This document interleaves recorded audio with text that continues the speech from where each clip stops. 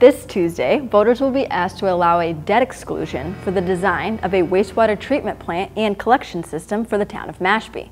Why do we need this, and what does that mean for the water quality?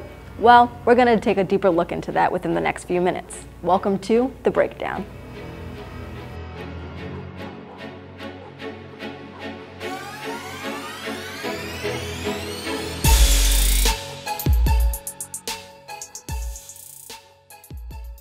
By all accounts, the waters of the Pompanesett Bay watershed are severely compromised. What is the cause of this, and where does it come from? Nitrogen overload. 85% comes from urine. The other 15% comes from lawn fertilizer and a small amount from stormwater runoff. The nitrogen in the water is at a crisis level, not only in Mashpee, but across the Cape. This is clearly a man-made problem, so we need a man-made solution. This waste causes toxic algae outbreaks, which leads to fish kills, beach closures, and shellfishing bans, and who wants to swim in water contaminated by human waste? This problem is not just confined to the bays and estuaries, but also affects our freshwater ponds, streams, and rivers.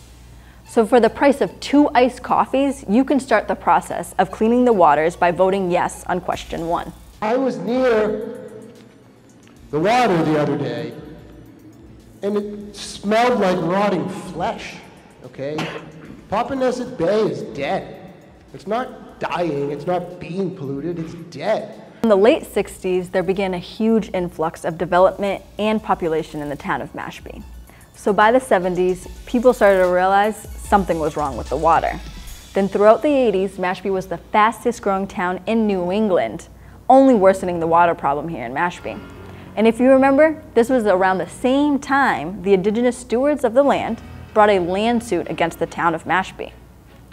Maybe the Mashpee-Wampanoag tribe knew what they were doing when attempting to halt this uncontrolled land development that has polluted our water so bad today.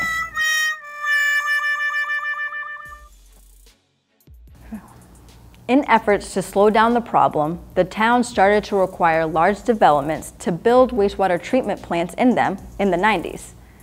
There is currently 10 plants in Mashpee, including Mashpee Commons and New Seabury. In 2015, Mashpee completed the Comprehensive Watershed Nitrogen Management Plan. Part of the plan includes the use of shellfish to clean the waters.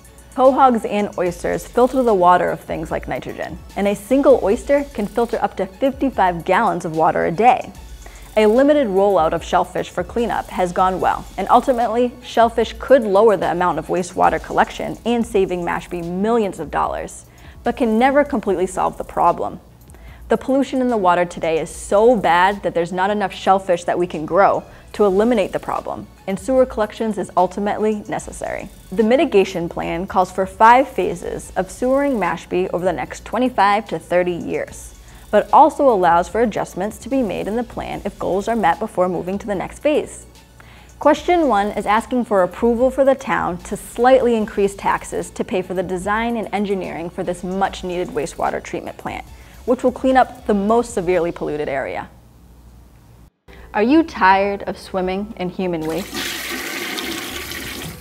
For the low price of only $7.50 a year, you, our dear Mashpee residents, can begin the long overdue water cleanup. Don't miss this opportunity to save our water now. Vote yes on question 1.